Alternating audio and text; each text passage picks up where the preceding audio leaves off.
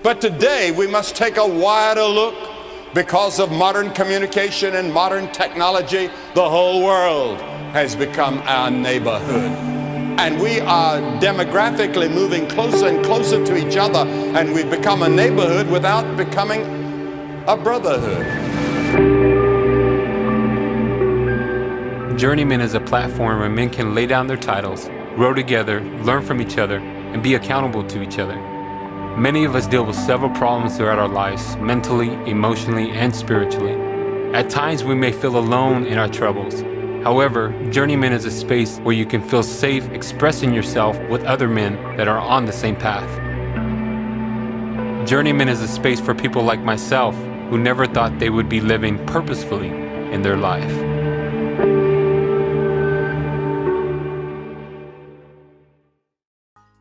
All right, man, we are here. Such a good song. Welcome, family.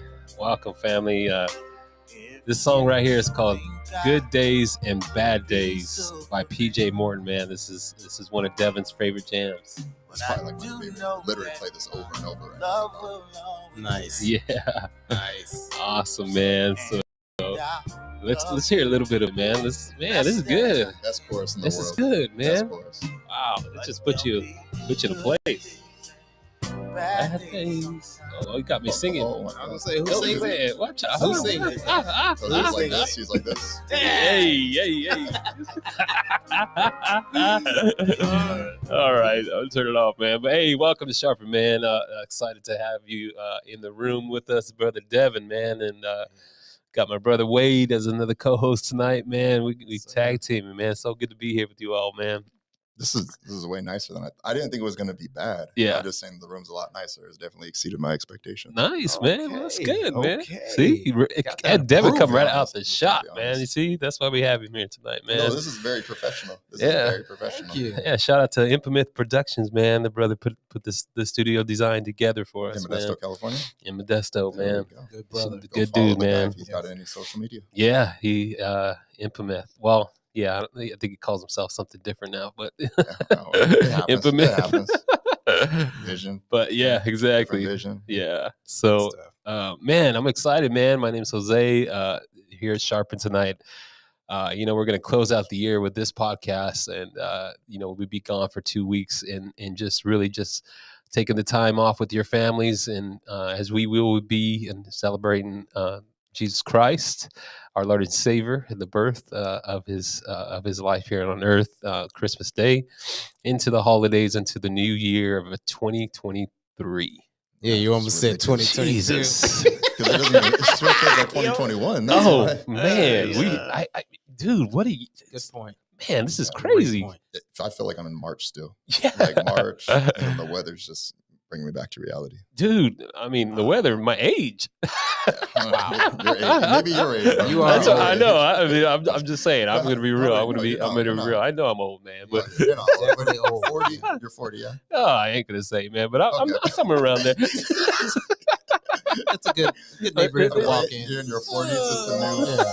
It's the new. Great neighborhood to walk No, in. it's one of them, man. It's one of them. 43 is the new 41. So. Yeah, I'm almost there. Jesus. But man, anyways, man, Sharpen, man, this is the podcast. This is what you get. Some real life conversation of men on a journey, to create spaces of commitment and accountability to strengthen our lives and the journey that we're on in the areas of faith, family, and community. And we hope that these stories that you are hearing, the conversations that you are hearing, are somewhat hit in your ears, into your spirit, into your life, with the hopes of, man, that could be me. That was me, or that is me. This is something that I'm dealing with, or this is something how the journey that I'm on as well. Where are my peoples at? You know. So man, I'm excited, man, because I got a young mind on tonight, man. So I'm just gonna, hey, gotta get the, I don't know what music you listens to, but you got a young mind in the house, man. And I've known Devin for several years now, and I've known Devin prior to him finding Christ, man. But man, I'm excited, man. I'm excited to have you here, man. So Yes, sir. It is kind of crazy that so I've been on the internet for a long time. yeah, I've been making a lot of content for a long time. So it is interesting going from one space where I was probably primarily in some business realm or some just whatever pop culture realm, talking about that type of substance, to now, I would say this is my first. No, I can't say it's my first. It's my second Christian podcast that I've been on. okay. I wouldn't say this is primarily Christian. If you're Christian, everything you do is Christian, right? Christian you know what I'm saying? Yeah, right? totally, man. No, I appreciate it, man. That's exciting. I feel honored. It's kind of like, I don't mean this in a bad way. It's kind of weird, like good weird, but it's different. I'm adjusting to it still. Welcome, brother. Welcome. It looks good on you. Yeah, that's so good, man. And again, man, our conversations, man, we just want to give you content that is relatable to who you are, in your living room, on your tablet, wherever you're watching us from, YouTube. If you are, do us a favor, man. We have the chat box there. You can give a shout out on where you're watching from. Tap into the comments, any questions, thoughts. Obviously, keep them ill. Is that the right word? Something like that. I'm just trying, man. I'm trying. Devin's young here, so things from like the 90s. He opens up the podcast like this. He's like, that's so. Hey, that's me, man.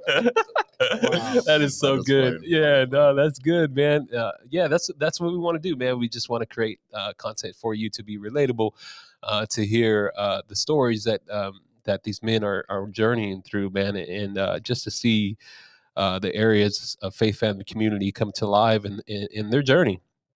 We're faith-based. That's who we are. We exist to talk about Jesus. That's also who we are. We also exist to talk about salvation, for sure. It's essential. But in these sessions, we really want to deepen the conversation. We want to deepen it in a way that we see that others are not in different spaces, in the areas of commitment, accountability, for the support of the journey, man. And man, dude, I am just excited. Yeah, it's gonna be cool, man. Feels good, man. Well, all that what you said. I don't know, man. Like Devin just got that voice. Like, can you just talk, Devin? Just talk, man. Welcome to 104. See, I'm telling you, bro. Jeez, man. Like, dude, I mean, you listen to, okay, so Devin goes to the Good Life Church. We had Johnny Apodaca a couple weeks ago highlight his story, man. And that's his church. And Devin's a secondhand man there. And man, at the Good Life in Modesto, 828th Street, Saturdays at 5? Saturdays at 5 p.m., not for any particular religious reason. That's just the time that we can get in the building. Yeah. For anyone wondering why we do it on Saturdays. Yeah, that's cool. That's people it, man. When we tell people we're out there on Saturdays, they're like, oh, no, we weren't wondering, but you say we're like, oh, you're on Saturdays. Right. Lamar, yeah. Like, no, I wasn't thinking anything. Yeah, okay, Shout out to the brother Lamar, man. So you all are out of control. Keep doing your thing, gentlemen. Yeah, likewise, my brother. Good to see you. Thanks for watching in, man. Yeah, so the good life. If you get down there, man, you're gonna get some good word there. You hear the radio voice. Man, can you just say a scripture, like say Psalm 23, bro, so they can get a lick of what you're getting. Do you know something? Hebrew? No, yeah. Oh, I was trying to share off with some Spanish. I was going to be like, Rey de Reyes. Hey, there it Y is. señores, señores. El único que tiene inmortalidad. Woo! King of kings, Lord of lords, who alone has immortality and dwells in unapproachable light. Come on, man. This brother's deep. I'm telling you, man. Like I'm ready to learn today. Man, like, you know what's funny? The second I was literally in my car thinking like, if this guy asks me to quote any scripture, I'm literally gonna show off some of the Spanish that I would work on. So, that's awesome, bro. That's why I was like, all right, I don't know it in Spanish. Man, bro, that's powerful, dude. How long you been learning Spanish? Probably about. I'd be like really. I mean, you grow up in 2 hours. You grow up in the valley, like you're gonna hear Spanish. So yeah, I didn't grow up like speaking Spanish, but I'd say practicing it about a month now. Like wow. really practicing it. That's good, dude. Man, I'm Jose. That's pretty good. And I struggle with Spanish, man. I mean, I'm all around it as well, but I can't do what you just did for sure. Hey, can I just say this real quick? Yeah. I had a moment. Okay, I'm the brother in the room, right? Yeah. So I had a moment the other day. I was passing through at the weed building where my job is. Yeah. And one of the Spanish speaking churches was there, and a brother was just sitting in the foyer there. And he's sitting there, and for whatever reason, it just came out. I said, "Hola, hey," hola. And he looked at me. He's like, "Hola, cómo estás?" And I was like, "Oh, bien, bien." Come on, and he was like, "Oh, bien, bien." I was like, and I went on to the bathroom like I needed to go. I came back. I was like, "Adios." Hey. That's what I'm talking about, man. Oh. Man, that's even more than I know, bro. Oh, man, jeez. At least you had a little conversation there. Now, man, nah, dude, that is cool. That's a cool skill. Yeah. Anyways, this is what you get, y'all. You get. Tonight we're feeling a little goofy, man. It's good to have some young mind in the room, man. Younger than me for sure. Amen. And again, like I've known Devin for several years. I've known him from afar. I've got to know him a little bit closer recently, the last couple years, man, and just seeing God's hand upon his life has been a tremendous. And the dude is a mastermind, man. Like he just God's hands upon his whole life. You can just see it. And man, I'm just excited to hear your story tonight, man. So who is Devin?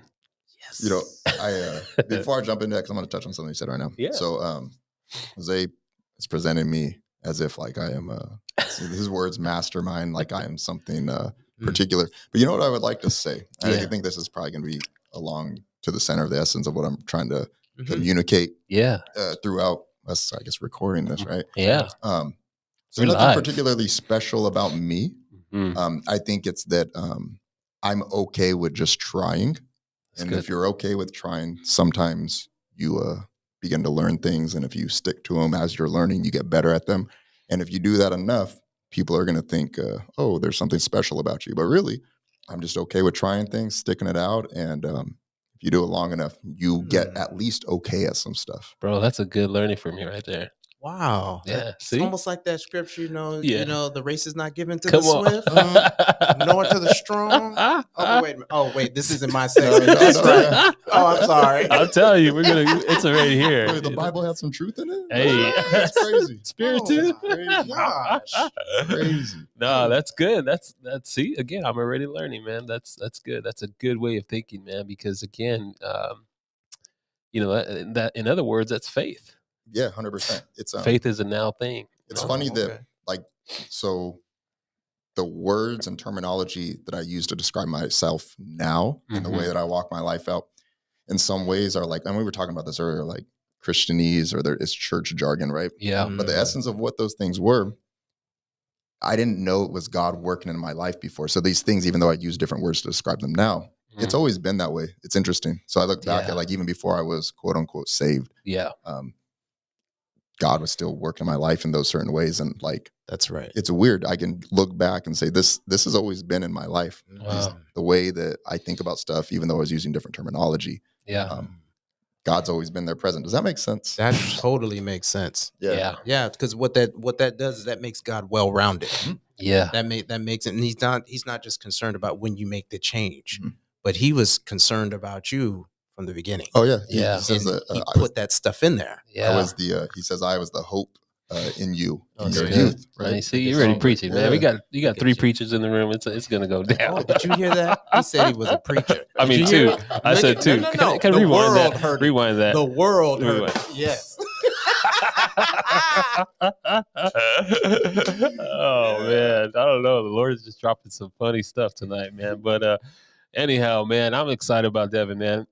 Again, man, like I've known of you, and sometimes this is hard for people to receive, right? And just hear, because it's hard for me sometimes when I hear compliments or things about myself, right, from others' perspectives. You just see your generation that you see, and you can relate to it, and you can speak to it, and again, you're not afraid of it, you know. And so that's what I've noticed of you, and that to me, and all that around is courage. Some people take it as pride, confidence. Mm-mm. To me, there's a bigger thing behind that. And so when I met you, when I seen you and I start seeing, God work in your life, I'm like, dude, this dude's gonna like flip around colleges, in just that realm. Like I see that Eminem in you. You know what I mean? Like that's the way I see it. In a good way, right? Mhm. Obviously, to speak truth in Yeah. in a good way, man. But let's talk a little bit about just Devin Martinez, man. Like, where are you from? Who you are? Let's start there, So man. I grew up in the Central Valley. I'm a big supporter of the Central Valley. What's funny is because when I was just getting like kicked off to my career, I'll tie it back around to more than this, but it's funny. Like I love the Valley so much that when I first started getting off in my career, I had a little bit of resentment for the Valley because I'm not saying anyone here. I'm not even talking about anyone in particular. This is a very general statement. Yeah. I always felt like you had to know somebody to work in the Valley. And Yep. I wanted to just make where I was from so much better. Mm. And I didn't get like an opportunity in some ways. So for a little while, I had like resentment for this place because I was like, nobody wants to work with me. Nobody wants to hire me here. And then I'd go off other places and they'd be like more than happy to partner with me, work with me. You know what I mean? But I say that to kind of bring it back around. I love the area. I grew up here forever. I've always been a big supporter of the Valley. My family's from here. Well, my mom, her whole side of the family is from here, the Central Valley. Mm-hmm. My dad, they're from Southern California. Man. I mean, my story is not so, everybody's story is interesting, but I think that what tells my story a little bit better is probably like, I think just the story of my parents. Cause I'm in many ways similar to every other, Mexican kid in, the Central Valley that ends up giving his life to Jesus and then becoming a preacher and all this stuff. Right. Like there's nothing too particular about it. Right. But I will say this, that, I'll dive in as deep as you want me to, bro. Yeah, no, you go as far as you want, man. But I would also like to say this, that before I get into all this other stuff, my parents have like been the sole reason for everything. Obviously, it's God. That goes without saying. Right. But as I get older, I'm starting to realize my parents have like groomed me, and I mean this in a loving way, indoctrinated me to be the man that I am today. That's good. Wow. And like, I just want to premise that before I get into anything about my life, my story. Yeah. Because I think that's the bigger part. Because my story is like, it's not that interesting. I'm not downplaying myself either. I'm just saying, we've all seen the same movie over and over and over. Some people have a little bit more drama in their movies. Some people have a little bit more comedy, right? But it's generally the same movie. Every rom-com's the same. Every drama is the same, right? Yeah. I think it's kind of like that. Everybody's story is the same. But if I had to highlight anything before I get into it, man, my parents have shaped me. That's good. And I also want to say that because I didn't particularly grow up in a Christian household. You know what I mean? Right. My parents both come from religious backgrounds. So my mom grew up Catholic, went to church every single Sunday, did all that whole deal. I'm not too familiar with what it was like back then. Right. And my dad grew up Pentecostal.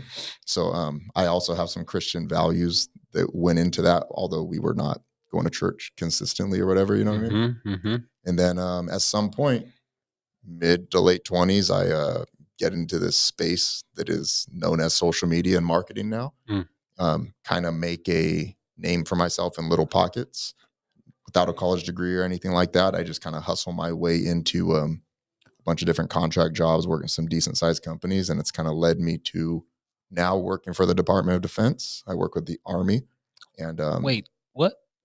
yeah, I'm just kidding. It sounds so much more fancy than it is. You know what I mean? Department of Defense. Hold on. I feel like that's the story of everybody's career. Everybody generally has like a pretty boring job, but then like their flex is usually like who they work with. My job's not that interesting. You know what I mean? It's just not like, it just sounds cool to say that. Yeah. You know what I mean? Yeah. That's cool. But yeah, that's like a quick overview. Valley, didn't go to college, great Yeah. parents, Can I got ask a a question? decent job. Real Yeah. quick, how many siblings do you have? I got one brother who I would also like to say, I'm not just saying this, like that guy is the funnier version of me, the more Wow. creative version of me. I think I have more of a willingness to output and create stuff and make it tangible. Mhm. But as far as like that, like oomph, that like is a source of like whatever comedy is, whatever creativity is, that guy's got a bigger muscle than I do. Wow, Yeah, Bigger I got muscle. one brother. I got one brother. that's cool. He's taller than me too. He's younger Really? than me. He's taller than me. Dude, a does he little bigger look than just me. like you, or? Well, you know, so all right, it's a funny story. So when we were like early 20s and we would go out and stuff like that, we'd tell girls that we were twins. Hey. And we would say that we're Mexican, but I look Right. a little bit Asian, and we would tell people that we were Spanish and Hawaiian. Oh, We'd be like, yeah, we're twins, half Spanish, half Hawaiian. That's cool. Oh my gosh. Oh yeah, but my brother's my best friend. Oh, that's He's, cool, he's man. all right. He's all right. Yeah, that's cool, man. Well, shout out to your brother, man. I don't even know his name. Miles. Miles. Yeah. That's cool, stuff. man. Miles Samuel Martinez. A lot of it, man. That's awesome. Cool, man. So again, you told us a little bit about who you are and profession, man. You're pretty much a marketing guru. That's kind of what you're. Yeah, that's the space that I am in right now. I've done a lot of things for work though, in the sense of I don't mean like I had a lot of different jobs, wore a bunch of different hats and whatnot. I just mean like before I got into this, I tried a bunch of stuff Yeah. and gave a lot of things some effort to be like, am I going to do this? Am I going to do that? And the way God lines things up with skill sets that I acquired when I was a child, and then some natural tendencies that He gave me, and the right timing, it's just kind of pushed me in this direction. And also too, you know what I mean, like the type of personality I have, and I would say the skill sets He gave me. If I was born in 1970, who knows what I would be doing, right? So Yeah. it a lot of it's timing, a lot of it is stuff that I have no control over. Yeah. I mean, how much control do we have over any of it, right? You're right. Yeah. Well, when were you born, dude? 1989. 1989. Yeah, do the math, Jose. Do I'm it. like, okay. Do it. I'm Do the 33 years old. math. I'm 33 years old. My joke in the family is my dad's I'm a hardcore Dodgers fan as well, but my dad is from Southern California, giant Dodgers fan, and his joke is that I was conceived the night that Kirk Gibson hit that grand slam in 1988. Yeah. That's the joke. Yeah, 9 right. months later. Wow. There it is. Yeah, you heard it here, folks, on Sharpen. There it is. That's awesome, man. I had to premise this before we start recording. I told Jose, I go, dude, if I start getting too out there, because I'm so desensitized to having a camera on me, like it's almost a bad thing. The way you start recording, I'm like, Yeah. I'm having to tell myself, don't make certain jokes. Don't do this, don't do that. So I had to tell Jose and Wade before this, like, hey, ring me in. Yeah, I'm going to you're out there, bro. good. Roll me in. Well, the sorry part about that is we're live, so it's no edits. So it's there. So yeah, so you heard me sing earlier, so it's like, yeah, bloopers. And I said I'm a preacher, which is a joke. But cool, man. And so you know, Devin, I think too, part of you know, what you do as your profession. I mean, how did you land at the Department of Defense, dude? That's crazy. Dude, honestly, I hustled my way into things, to be honest. I just looked for it and it came up. And I'll get more specific with it. But I think the story of how I got there is a story of how my career started. And it's the story of some of the things that I loved doing as a child. So I'll give you this quick little bit of how I got the skill set. I was 13 years old. I was a skateboarder kid. I loved skateboarding. I was really good at it. Nice. And the culture of skateboarding back then, this was a few years before YouTube comes and the mobile boom pops and we have all this digital media out for everyone, right? Mhm. A few years prior. And so I'm good at skateboarding. In that culture, you have these things called skate videos, and it's this form of just content that gets passed around in the community, right? Yeah. So skateboarding outside of professional sports, and I wouldn't even really put professional sports in this realm, skateboarding was one of those, they had first movers advantage on all this stuff that we see today as far as producing content and distributing it.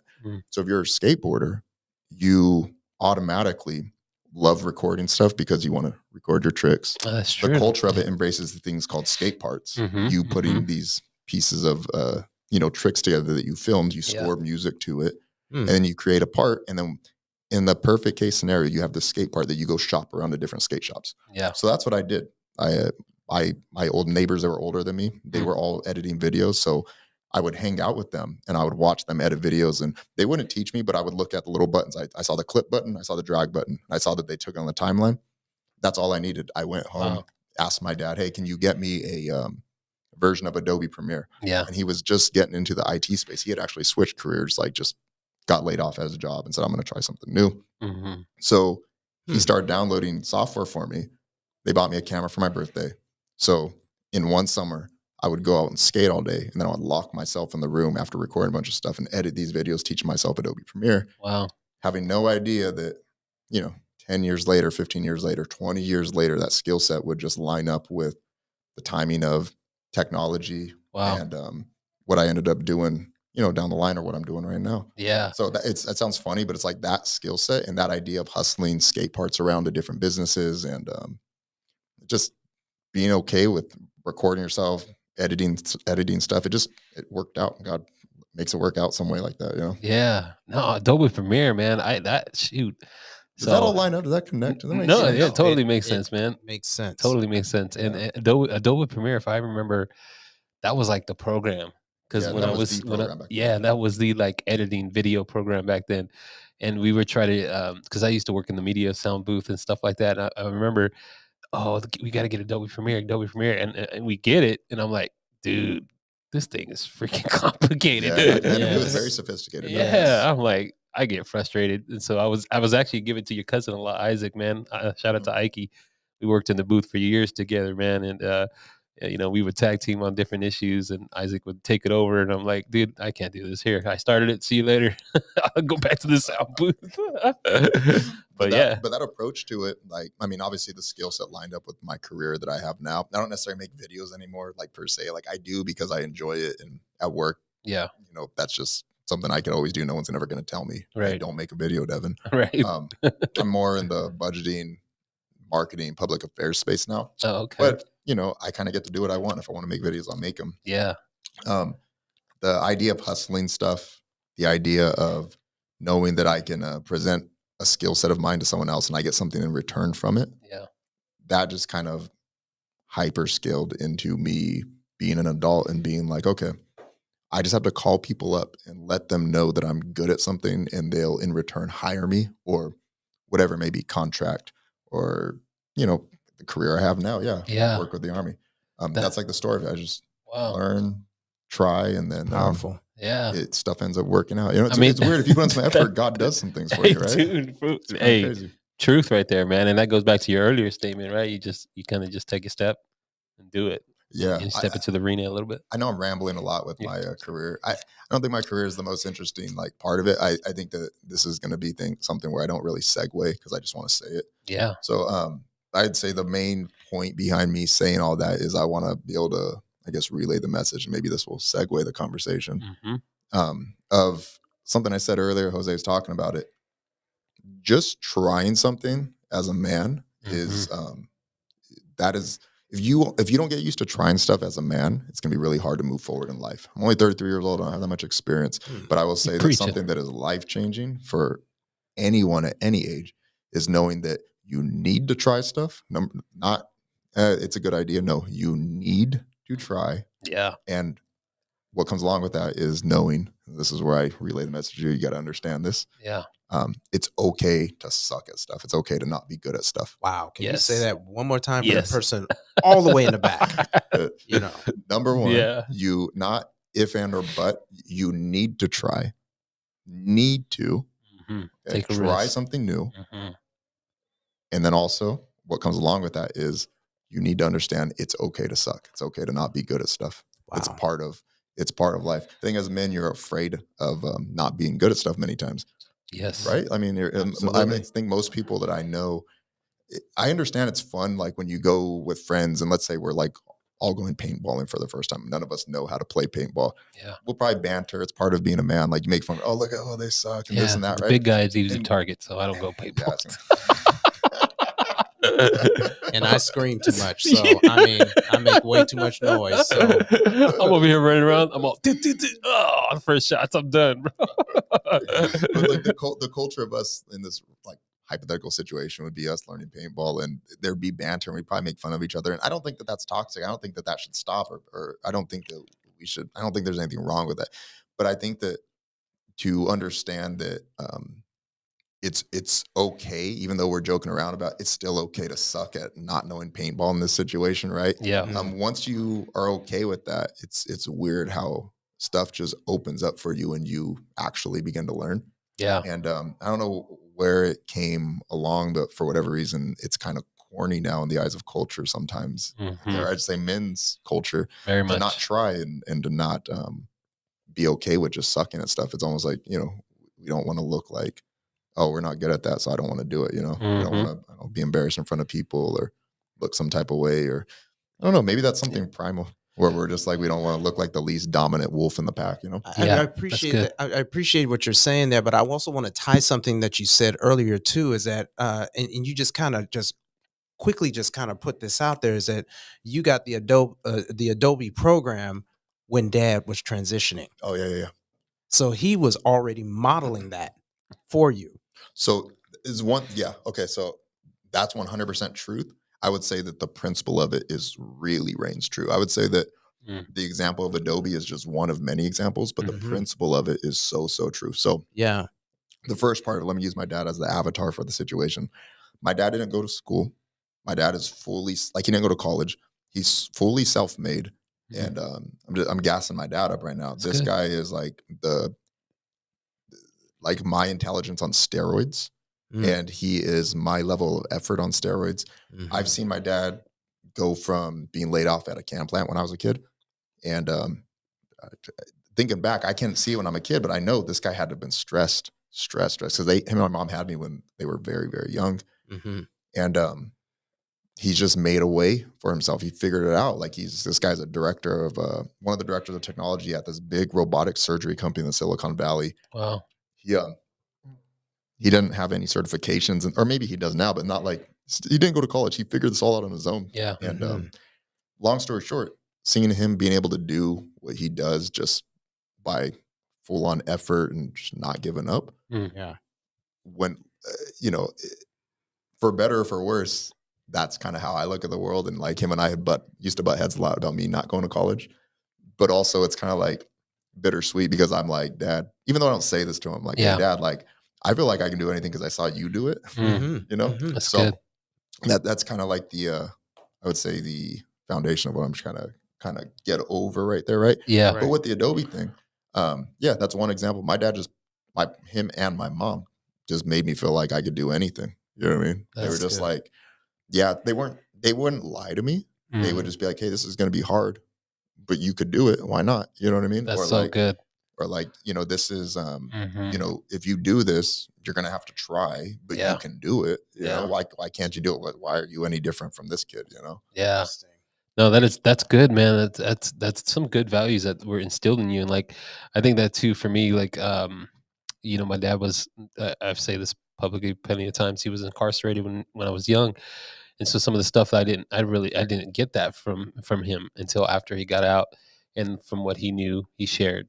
And so some of that confidence was instilled differently, but it wasn't like, hey, I'm going to give you truth, but you can do it, somewhat type of deal, right?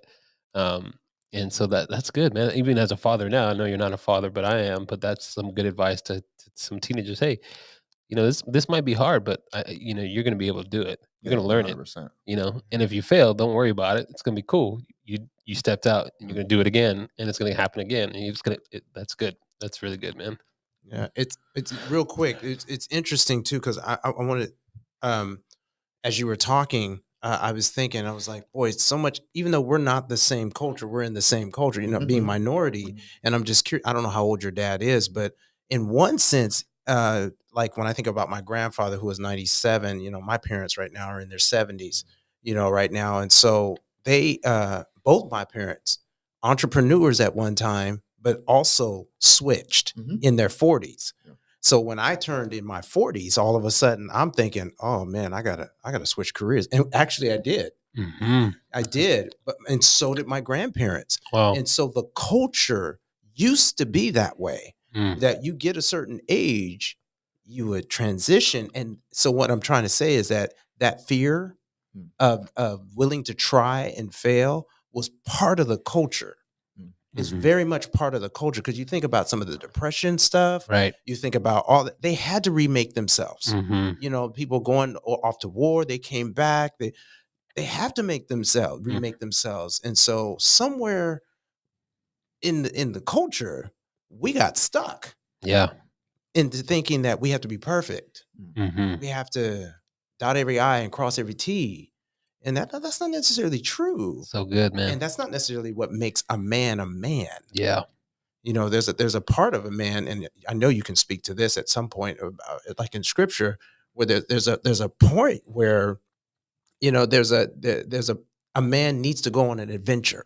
Yeah. He needs to discover. He needs to. I mean, that goes back to Genesis. In one sense. And so I don't know. I just got excited when you was talking about that, brother. You got me pumped up real quick. Turned into George. Come on. That's good.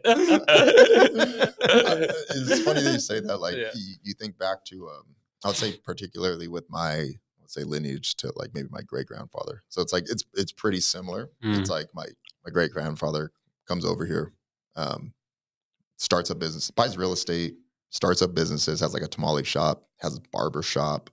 Some Mexican guy in the 40s and 50s doing this, and he'll speak English. He's found a way to do it, like buying houses with the duffel bags of cash back then. You know what I mean? Just hustling, and at some point, builds a church, like plants a church, builds a church, owns the building, owns the land that the church is on. All this stuff, right? Yeah. So it's like he does that. This guy didn't go to school, Right.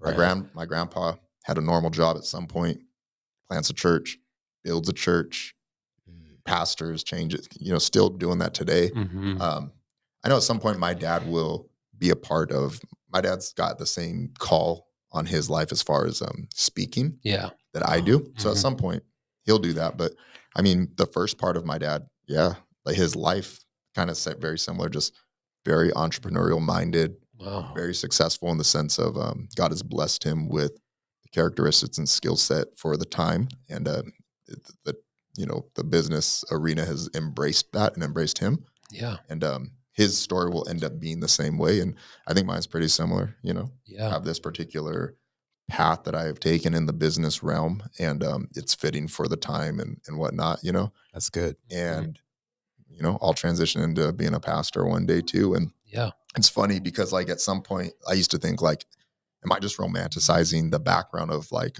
my grandfather and great grandfather? But like now I'm like, oh no, that's just my call.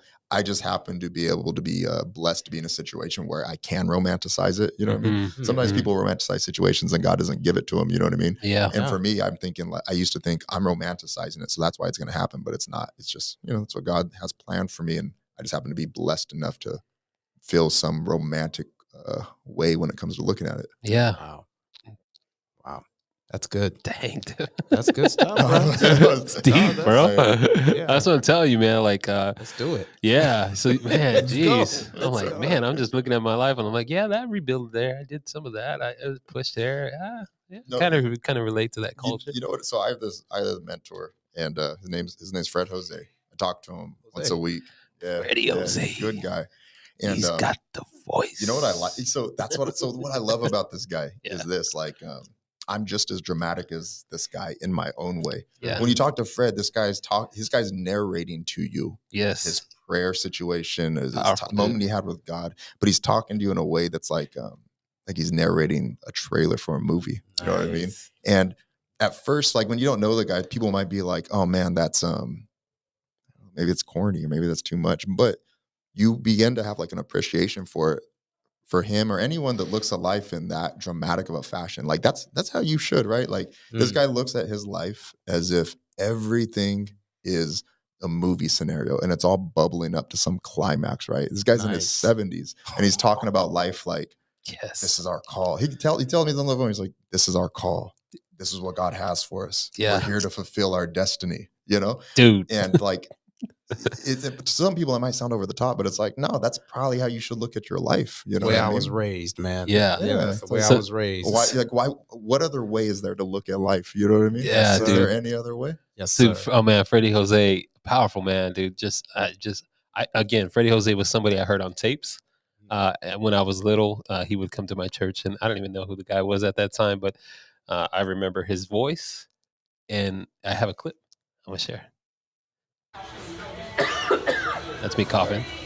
We must all stand before the judgment seat of Christ There it is. to receive that done in our body, Right.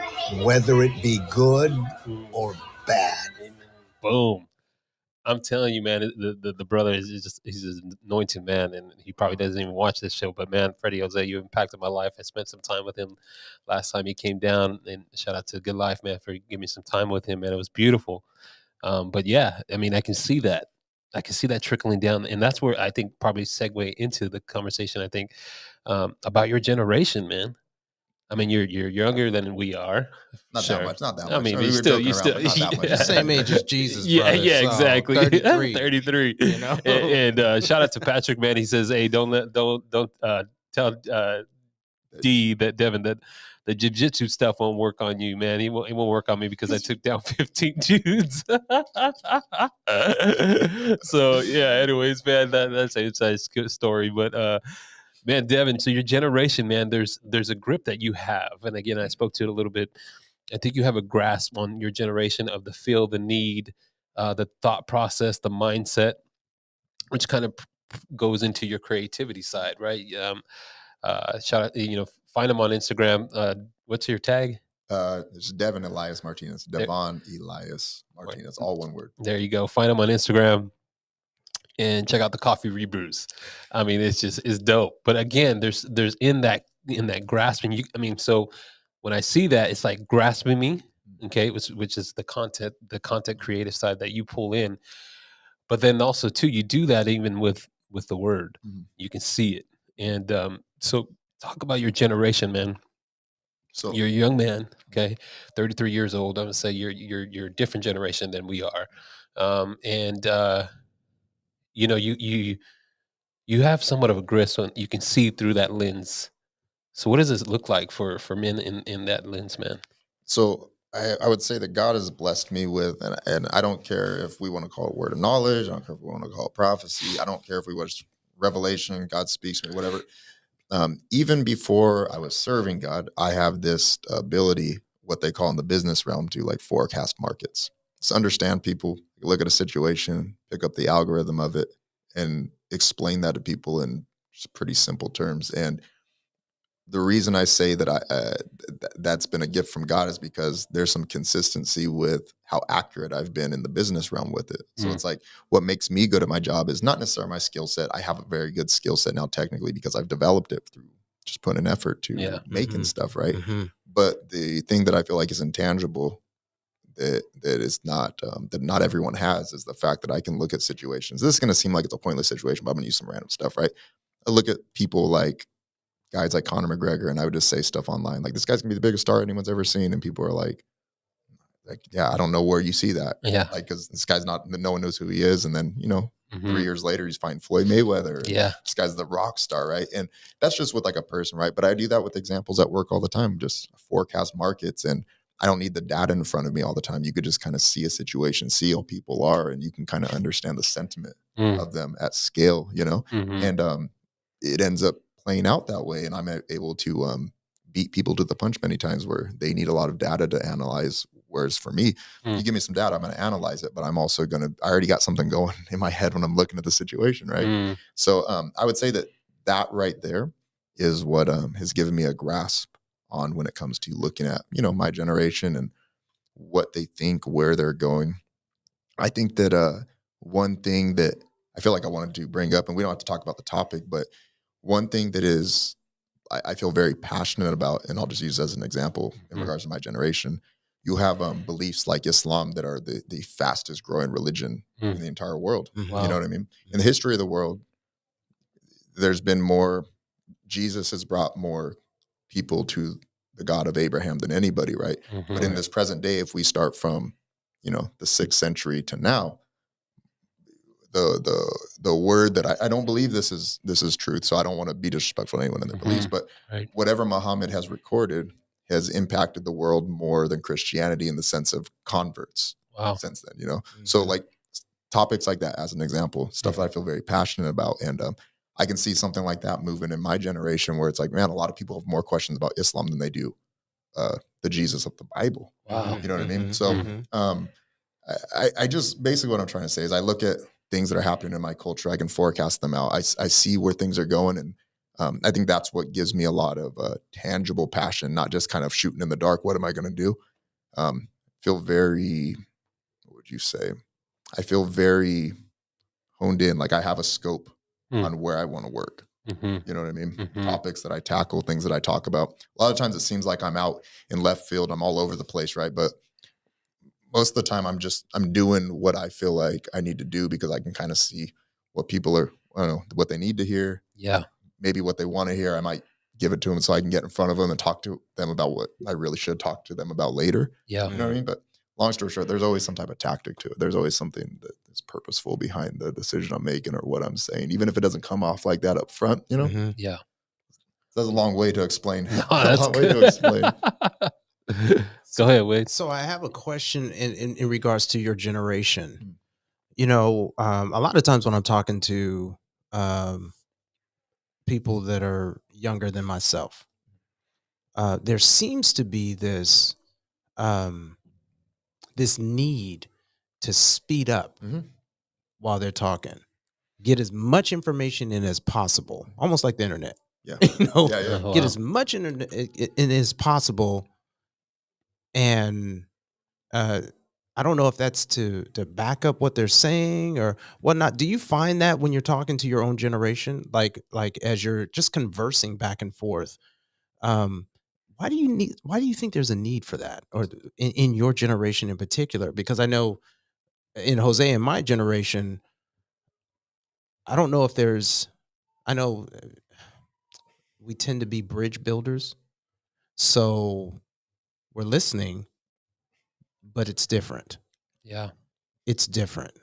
And especially when we come to the generation below us, which would be you guys, it's, I don't even know how to even finish that. Yeah. So. I hear you. Yeah. I'm a perfect example of that. Like the way that I speak and so forth. I want to say I'm a stereotypical millennial, but there's a lot of things about me that, are they're not exclusive to me in the way that I communicate. One of them being lots of substance, like jargon, not bad in a bad way, but just wordy, very wordy. Right. And I think some of that from a practical perspective comes from, and this is going to sound funny, but it is this practical. You have platforms like Twitter that limit you to a certain character count and getting your thought out. I think that when we've had over a decade of Twitter now, that's just one platform as an example, it's going to bleed over in the way we communicate everywhere else. Wow. Yeah. You know what I mean? That's very insightful. You hear that, Elon? Dude, imagine if you see this. That's very Hey, insightful. up your character limits. Yeah.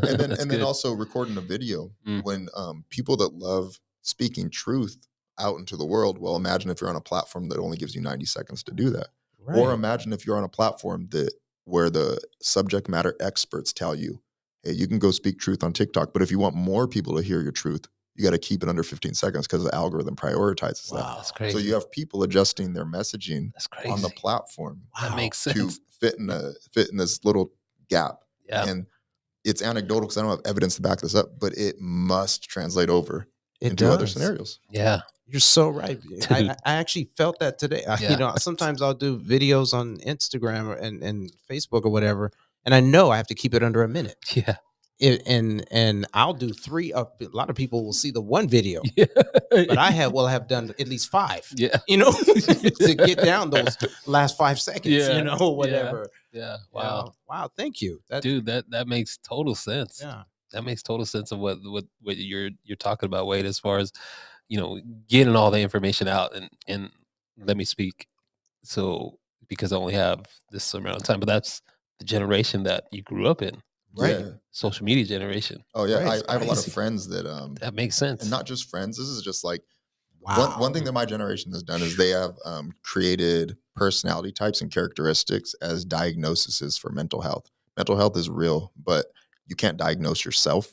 We're all terrible at that. Yeah. Even outside of my generation, we're all terrible at that, right? Right. But one thing that's very That's good. prevalent, one idea is you hear a lot of people saying, "I have ADHD, I have ADHD," Yeah. and I posted something on Facebook and I tweeted like a month ago. And I'm like, "You don't have ADHD. You're just addicted to short form content."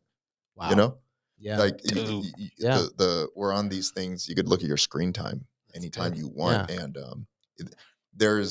we would be naive to not believe that there is a connection between the algorithm that we have on our phone and the way that we communicate with each other. Yeah. Boy. Because okay, let me Makes a tell lot you of sense. yeah, let me tell you where my mind just went. Yeah. Okay. Mm. I just started thinking about those people who are out there that are actually employers. Right. Right. And you just gave them like some serious meat. But Yeah. here's the other part that I want you to give them the potatoes with it as Yeah. well, is because okay, if we live in a society and we live in a culture that literally counts the characters Yeah. in which that we are, God, thank you, Mhm. that we are that we try and communicate in, when we look at the job markets and we look at these employers that are saying, well, why can't we get anybody, and sometimes I would imagine even in interview processes that employers that are older, that didn't grow up necessarily with, like you did, in with the internet and all of that, um, they see that more as an argument. Oh, 100%. So Yeah. How do you deal with that? to Yeah, piggyback on that's that, good. Oh boy. it's a true problem because so when I started working for myself, one of the first ways when I started actually making enough. So when I first started working for myself, I wasn't making money just like anyone else. It's like you're doing dirt cheap work. You're taking on whatever projects anyone will give you, and at some point you find a way to make the transaction happen and make the relationship go from something that's just kind of like, hey, can I help you out, to like, okay, what are we going to exchange right now? Right. And one of the big ways that really catapulted me into the direction that I'm running in right now is there was this problem the businesses had. It's the one that you were talking about.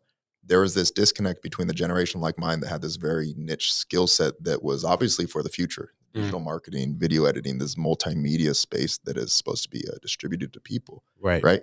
That's a certain product. That's a certain type of a timeline. That's a certain type of even personality and type of person to manage. Right. And then you have these very competent, capable people who are intelligent. They're not bad managers. They're not bad leaders, but they've never managed anyone like that.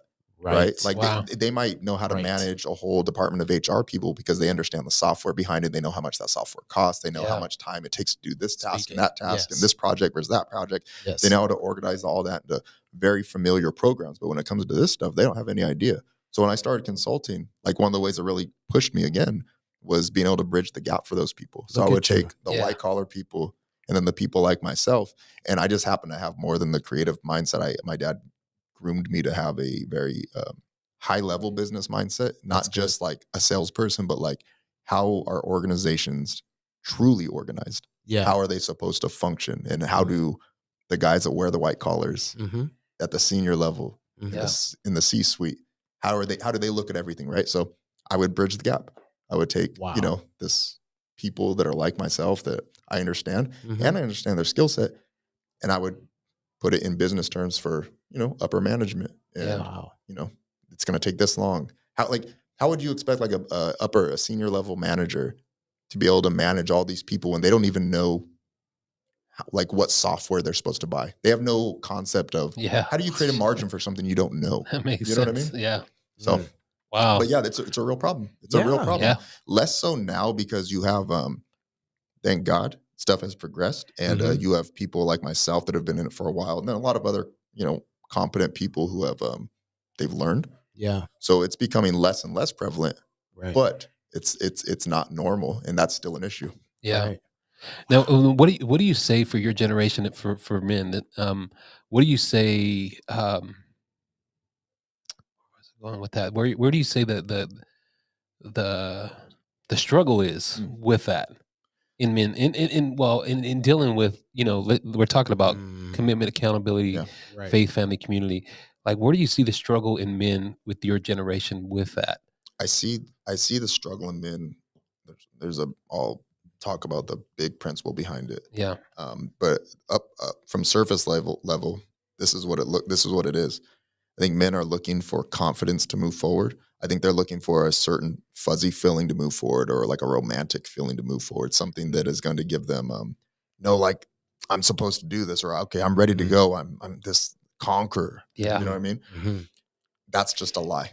That's Hollywood. That's just not how your life is going to work as a man. Everything that you do in your life that is going to push you forward is not going to be driven by confidence. Confidence feels good. It's nice. Yeah. I'm telling you, I have a lot of confidence, and I'm here to tell you, it doesn't do a whole lot for you. Mm. It really doesn't. As a matter of fact, many times it messes things up more than you would know. Mm. That being said, you should feel confident in yourself. I'm not downplaying it, but Yeah. the tangible substance that moves you forward that is from a God is courage. Yeah. It's There it full is. on courage. Mhm. It's There it is. courage will trump confidence every day of the week. Every great feat in history that has been for the good of humanity has Mhm. always been taken through courage. So good, man. Yes, sir. That's what I'm talking about. So I'm Yeah. smiling Yeah. because I'm like, okay, brother, you dove there. You Yeah. went there. Yeah. Now yeah. I need you to tell the difference between confidence and courage. Yeah, that's good.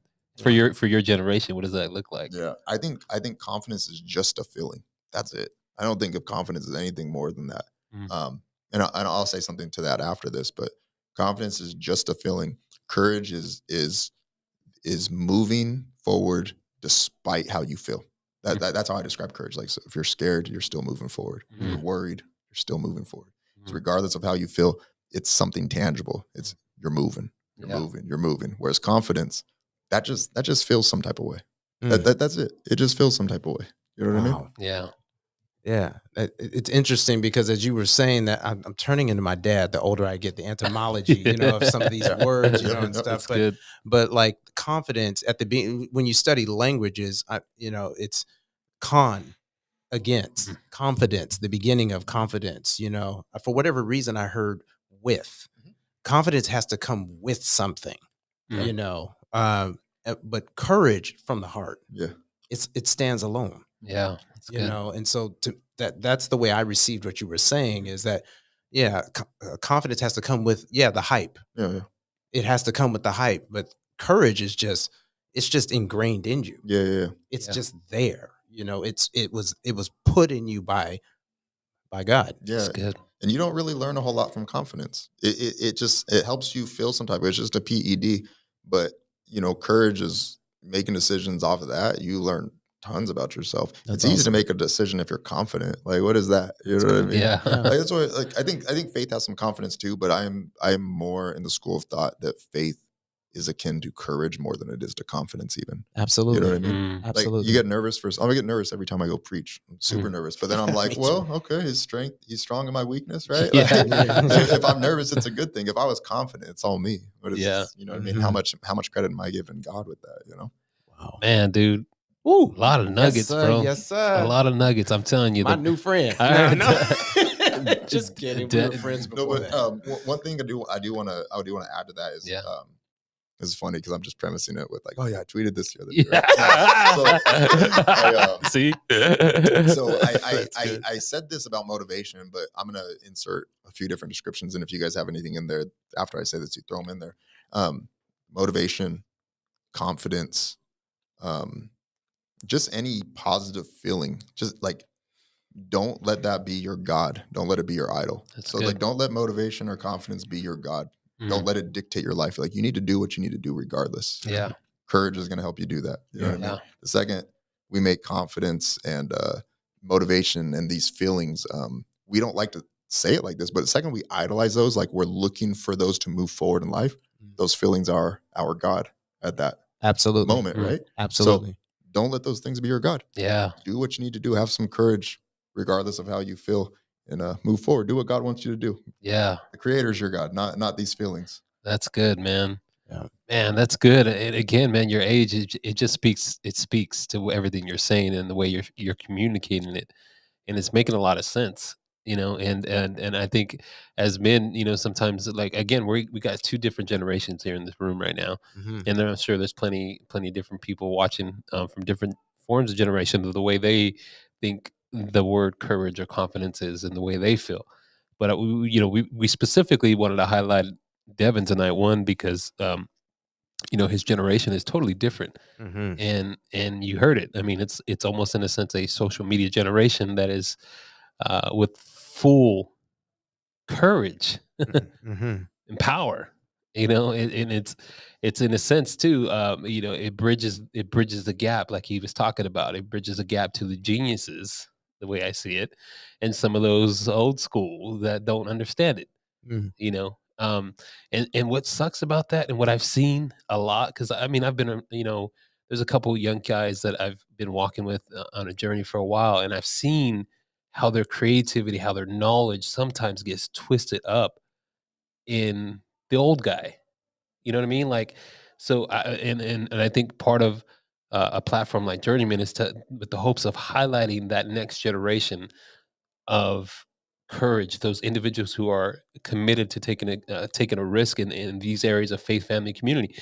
I mean, you got Devin here, and Devin's 33 years old, and you just heard his story, his uh his the things that he has to kind of deal with, in a sense of the algorithm world, the 15-second conversation, the I mean, all that, and that dude, So good. to me, I think that is time to create space, you know and sometimes it's not easy for men to kind of lift that up, and it's just so needed right now, man. I'm seeing in different tables, with different individuals, and there's going to be a couple other guests in the future, that have these incredible minds as young men, Mm-hmm. and men, just men in general. They're younger than me, because I say young men, but it just blows my mind. Mm-hmm. It just continues to blow my mind. And some people, oh yeah, can you mentor me? I'm like, dude, I'm learning from you. Mm-hmm. you know like, I have nothing to give, just to whatever I can, in a sense, and I'm just like, dude, I'm here to learn from you, because I think that's the struggle too, man, as a generation of men. And in my I'm not saying we're old geezers here, but there's a time, and just like you said it, dude, you said it in your story, everything that you went through was for this time. Yeah. We went through a pandemic, and we're talking on a podcast here, and there's probably, there's a couple people watching, but dude, that makes sense. So why not create space for that? Yeah. Especially men that you can see that are taking on this courage, this commitment, in the areas of faith, family, and community. There's some values that you just talked about. You talked about your parents, right? How much that ingrained, and how much. I mean, I just heard the exuberance off of that. And then you talked about your faith. And I guess maybe in closing, we can talk a little bit about what is one of the personal passion projects, or things that you are working in, or what are you taking courage in right now? I'd say that from like a principle level, something that could be applied to any realm outside of what we would consider conventional ministry, right? Mhm. It'd be just communicating to people that over and over and over, as I feel very strong about this, that this is where I'm going to use some Christianese right now. Go for it, man. So God's anointing on you, it's not exclusive to the platform in a church. That's correct. Yes. Meaning that God's more dynamic than that. Mhm. God will speak to people how he wants to speak to people. God will work in people's lives however he wants. So don't think that just because you don't have a particular office or hat at That's your good. local church, So good. still volunteer, still do that. There's something beautiful to that. But um, the call on your life is not any less important because you don't have something that's in conventional ministry. Wow. God will work through you however he wants to do it, And Yeah. it's not like it's more, I'm not downplaying this because obviously like I like, I respect the office of pastor Right. and being an evangelist and so forth. Right. Mhm. But but I would be lying. And I mean this from first person perspective. Yeah. I would be lying if I said that is something. It's just romanticized. That's what I'm trying to say. It's just romanticized, and God will use you regardless, even if you're not on the platform, just as powerful. Yeah. So that's one thing I feel very passionate about is big proponent of showing up with people, gathering, worshiping God. Yeah. But I am not a fan of boxing God into those spaces. That's good. You know, like you can make some videos and touch people with your message that God is not your message, God's message. Yeah, you know, you Absolutely. can paint. I don't know. Yeah. You could. There's a million different examples, right? you God a will work painter? how He's going to work. I wish. Oh, I dude. wish. Man. I Jeez. was like, what other creative things do you do, man? I wish. besides your radio voice. My gosh. I would say something tangible as far as that's more just Yeah. thought, food for thought. Right? Yeah, that's but I would good. say that something tangible. There's a couple of things I'm working on. One of them was I guess slowly putting on. I used to call them pilgrimage of Talmudim. It was like I stole the idea from my Muslim friends that they make the pilgrimage to Mecca every year, and I'm like, why don't the disciples of Jesus do that? And I like That's embracing the good. Middle Eastern side of things, so I put on these events on Friday nights called pilgrimage of Talmudim. Talmudim Nice. is disciples in Hebrew; it's the plural for disciples. Mhm. So just the gathering of the disciples. Nice. If my Muslim friends can all go to Mecca, why can't the followers of Messiah all travel from different places to meet up and worship God? You know what I mean? Right. Mhm. So I kind of stole that idea. So I'm working on getting those going again. I want them to be something a little bit more tangible and a little bit bigger than they were. So that's something tangible. So there'll be stuff coming out in regards to that, and I'm sure it'll be on all my social media. And then something that I think is going to be more prevalent as far as my content goes, and you guys will see it.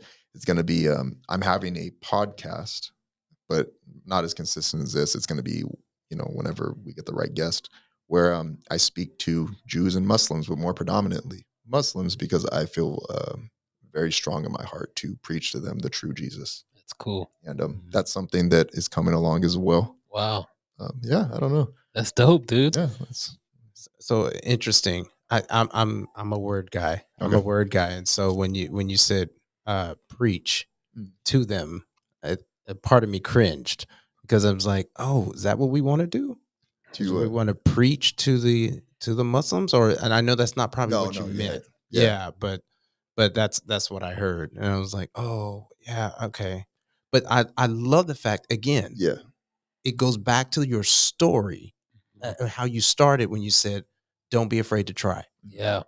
Yeah. So good. I'm glad you caught it. I'm definitely not. I'm definitely not preaching to them and trying to sell Jesus to them. Yeah. I'm definitely being friends with them and Right. talking about. Thank you. Yeah. Pretty much Conversation. whatever. Yeah. So I'm glad you pointed that out. Good job. So let me give you guys some advice. If you have Muslim friends, Nice. you're not going to change anyone's mind. That's Nice. good. You are not ever going to talk you're not the savior. You're Yeah. not gonna. Nice. You're not gonna save anybody. Good Your job. logic and your apologetics are never going to bring anyone to heaven. Yeah. That's right. It sounds It's really in good. general, doesn't matter Sometimes who it it's is. entertaining, Yeah. right? But that's not what does it. So, particularly with Muslims, glad you pointed out. Yeah, you're not going to convince anybody to believe in Jesus. That's all revelation. Yeah. Right. But you can be a vessel for God's love to them. And Yeah. There when it the is. opportunity presents itself, God will do His thing. You don't have to do your thing. Yeah. Exactly. He'll make it work. Yeah. But yeah, so I don't That's preach. cool. I don't necessarily preach Muslims, but I talk to a lot of them. I definitely Yeah. talk to a lot of them. I bet. And that is, yeah, again, man, that's your generation. Just that you were talking about, like the movement of that is Yeah. huge. Like, and it's not like us versus them. I know No. that I'm pretty straightforward when I say it. Where I'm like, yeah, Islam is something that is very relevant. Yeah. Especially in our generation. Mhm. I don't mean that in a way where it's like, oh, it's our camp versus their camp. No. It's our gang versus their gang. Not at all. I just mean it in the sense of we have so much divide in the Christian world. That sounds so cliche saying that. It's very obvious, right? In belief and whatnot, and we don't get along with each other. Yeah. And I think it's many times we feel like we're trying to maybe not us particularly, but Christians in the West are trying to gain territory over each other. My theology versus your theology. Even though we don't believe it's a salvation issue all the time, it's my theology versus your theology. When Listen up. Muslims are out they have good intentions, but they're out spreading a different message, and they are doing a better job at it than us. Wow. Yeah. Yeah. I think that they are more committed to their belief than we are committed to our God many times. Yeah. Mhm. They're more committed to their scriptures than we are committed to our scriptures many times. Mm. And despite popular belief, I would say they know, I'm not saying they know the essence of it, but Yeah. as far as just regurgitating, they know as much as any Christian walking down the street. They probably don't know more than you guys, Right. but the average churchgoer on a Sunday, Preach about it. Muslims, they know a lot in the sense of they're doing it for a particular reason. Like they want to be able to know it so that they have an answer for you. Yeah. Even more so, like just even the principle of their scriptures, it says things like, learn the language of your enemies. I'm not saying Wow. Muslims look at us like we're enemies, but the principle of there's a call to action to do something and look at all the things out on the table so that you have an answer for stuff, and Yeah. I'm not saying that there's truth in Quran, not at all, not at all. I do believe that maybe some of the same passion that they have, we should have the same passion about That's our good. God and what He says, right? Right. Yeah. That's Right. good, man. And That might sound No. conflicting, No. you know what No, I mean? it's I not. feel very strong about it. It yeah. doesn't. And again, bro, that's what I'm saying. Like your generation is in there. Mhm. You're in that. It's I a could bigger topic than I think that it's going to be so much more relevant into it. Forecasting markets. This is Here we bigger go. than market. This is the spiritual, right? This is the spiritual. There's going to be two big movements, especially in the Central Valley, that we'll see more and more of. And this is not like prophesy. I'm going to use business terminology, but there's obviously spiritual ramifications behind it, right? So Absolutely. I don't mean this in an unchurched way. Yeah. If you're forecasting a market, this is something to pay attention to. Not like kind of, hey, this is a possibility. No, this is like, it's for sure. There's two schools of thought that are going to be very, very relevant: Islam and Hebrew Israelites.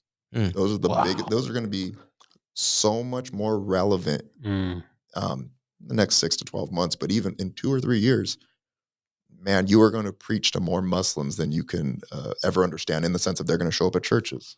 You're going to have them at the workplace asking Wow. questions. That you are going to speak and preach, whether you like it or not. Preach, and even if it's not directly to more Muslim ears than you can ever imagine. Wow. See, and again, bro, like when I was your age, I wasn't even in that. Like I didn't see any of that, and that's what you your generation is in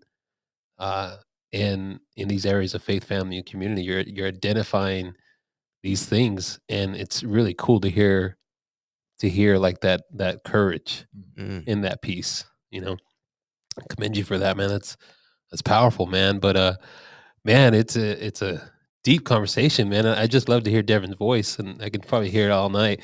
You get the Bible app and let Devin read the Bible app to you, man. You can imagine you fall asleep pretty quickly. But man, as we do at the end, I want to give you one kind of look at the camera, last call to your generation as men, man.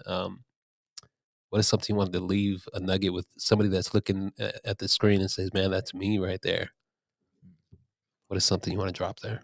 I think that, gather my thoughts.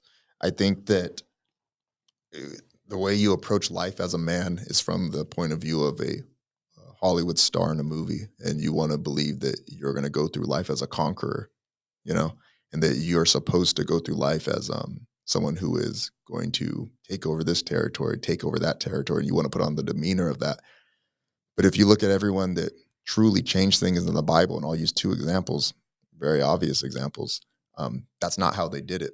So you have Moses that frees his people out of slavery, and the first thing he does is realizes, obviously he kills somebody, right? Hurts somebody, but the first thing he does is he realizes he doesn't say that he's going to be some big conqueror. Some things happen, right?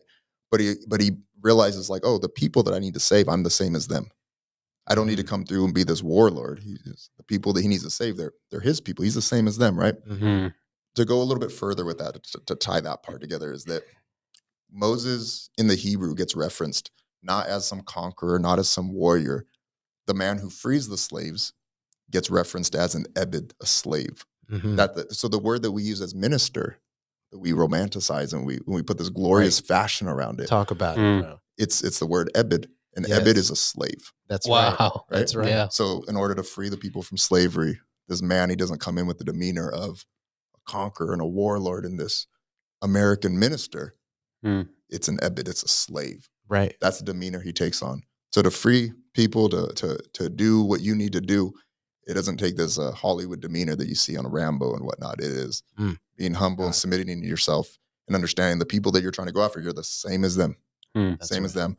The more, I would say, holy example of that would be Yeshua. We see God come down in the flesh. That's right. To a humble scenario. Yeah. There's no other way to say it. The creator of the universe comes and inhabits man.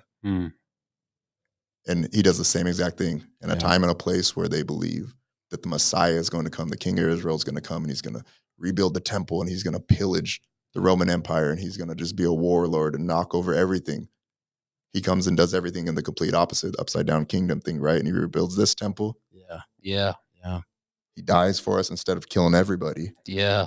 And he becomes like the epitome of the way that we're supposed to go after people. So good. Get down to their level and understand, like, okay, this is the only way we're going to get things done. If I sacrifice my own self for the greater good. That's good. Communication. And man, dude, that's good because, and I'm not going to get too much into it, but culture now is vice versa on that. Totally. Your generation is fighting different ways, you know, but it's crazy, man, just to hear your heart on that, man. So you don't need to be a conqueror. Just be humble. It's good. Now that's a word. Yeah. Yeah. Wow, man. So, man, I appreciate you, Devin, jumping on. And as we do, man, any last closing comments, Brother Wade? Any last thoughts? Yeah, when you were talking about that slave thing, it's interesting, just to put it in context, bring it up today. The pastors, your generation in particular, used to be a young adult leader, and your generation in particular I used to hear a lot of lamenting about, you go to these churches and these pastors have these robes, but you don't realize the significance of the robes. And more so than that, there's I can't remember it's not a shawl, but it's an article of clothing that goes around the I know what you're thing. talking about. And many people don't understand, but that is a slave thing. It goes back to slave. It's what a servant would wear. That the thing that I wish I could remember it. So when you're talking about that, about that Hebrew word, minister being Ebed. Yes. Slavery or servant. It goes back to that. So these romanticized things that no, I'm a servant. I'm a servant. So if nothing else, I know we didn't talk a whole lot about your ministry side, but brother, the words that you spoke about your generation and communication was huge tonight. I learned. And I don't think of you as a person that tries to bombard me with a bunch of information. No, because that's not your heart.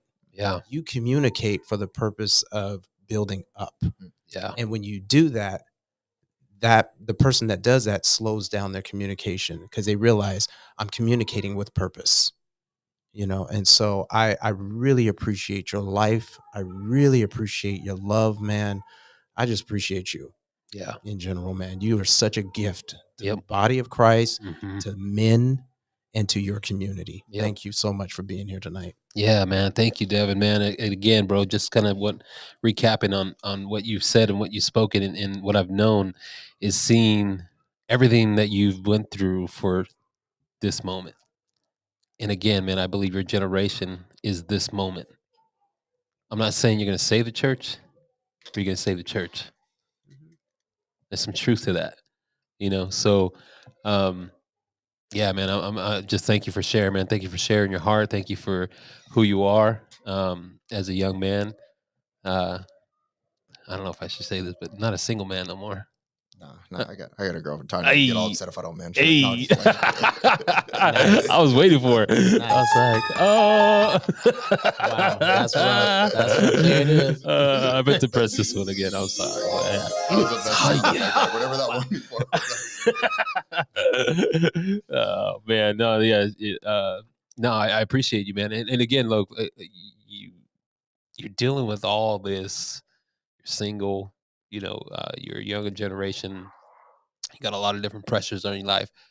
but yet you just heard it tonight. Stay in that meat. Stay in that what your hope is for your next generation, man. So I commend you for that. Thank you for taking the courage tonight, man. Again, Sharpen, man, is here just for these intentional conversations. And, man, we're thankful to highlight another young mind, another young brother. A journeyman that just hearing and allowing him to speak and create space, and just hearing that. It's just, man, it just shows me that there needs to be more of this. Mm-hmm. So men, leaders, pastors, ministers, whatever you want to call them, if you got a Devin in your life, listen. Yeah. The best way I can say it. Yeah. Listen and allow and listen and move. Get out of the way. Because there's something that wants to break with this generation for sure. And it already is. It's happening already. It's gonna happen. Mm-hmm. So and what I see and what I see happen sometimes is this generation sometimes gets choked behind religion. And I think it's not going to be, like he just said it, like he said it earlier, you can't just keep it in a box. It's bigger than that. And so yeah, man, everything that you're living for, everything that you're doing, man, I praise God for you, man. And I thank you for taking the courage tonight, man, to share. Amen. So appreciate you, man. So man, we're gonna close out the night. Thank you for Devin stepping in, man. Yes, sir. Yes, sir. And we'll see everybody again.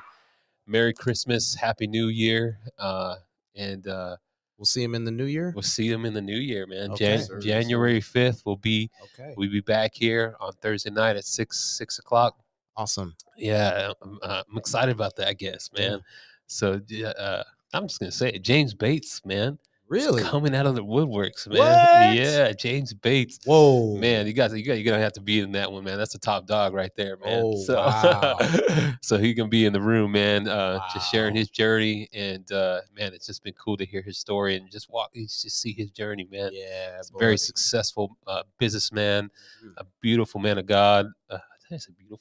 Yes, Don't stumble on that. That's all right. It works. Just a cool dude, humble dude, man, just living for God and doing what God's called him to do, man. I'm excited to have him on January 5th with us. So everybody, Merry Christmas. Any last shout outs, anybody? Oh man. No? Appreciate you guys having me on. This was awesome. Yeah. This is good stuff. Good stuff. Thanks again. Happy New Year's. See you in 2023.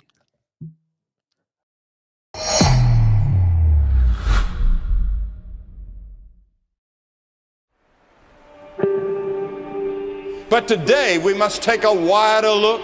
Because of modern communication and modern technology, the whole world has become our neighborhood. And we are demographically moving closer and closer to each other, and we've become a neighborhood without becoming a brotherhood.